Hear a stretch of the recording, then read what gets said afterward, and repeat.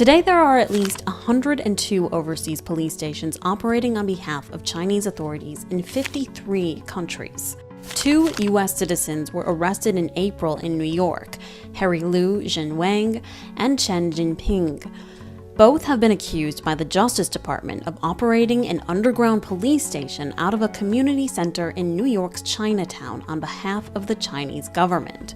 In its complaint, the Justice Department alleged the defendants were directed to do the PRC's bidding, including helping the Chinese government locate a pro-democracy dissident living in California.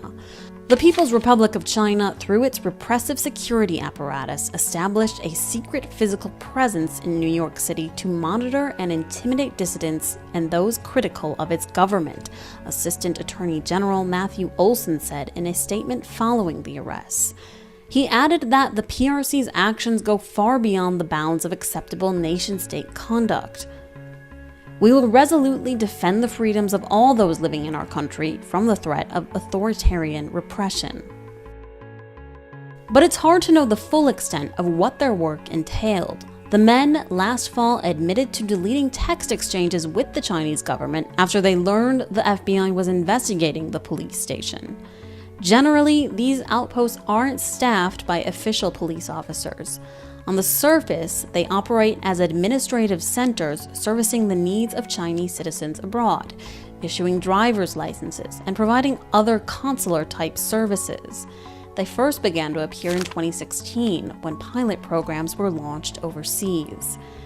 These stations, located in ethnically Chinese and Asian neighborhoods like Manhattan's Chinatown, seem to offer a facade of civilian activities to allow for Chinese government operations that are considered too risky for official Chinese diplomats to undertake. Behind the scenes, researchers say they're working to persuade dissidents to return to China, a common practice. Last year, a Chinese official said that 210,000 people suspected of fraud were persuaded to return to China in 2021 as part of a crackdown on telephone scams. Chinese dissidents around the world say they've been contacted by local stations urging them to go back to China, where they are likely to face persecution.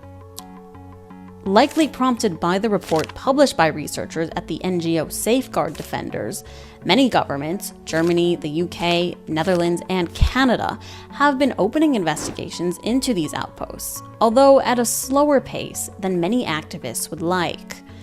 Laura Harth, a campaign director at Safeguard Defenders, told Politico last month that many European governments were not taking this issue seriously at all.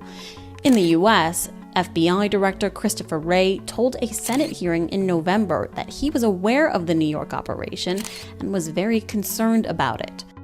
Following the arrests made in April, the FBI is now on the search for similar outposts that could be operating in the US. The agency has also launched a website where the public can alert them of such activities. The Chinese Foreign Ministry continues to deny the existence of these police stations altogether. Ministry spokesperson Wang Wenbin in April called the U.S. allegations slanders and smears, adding there are simply not so-called overseas police stations.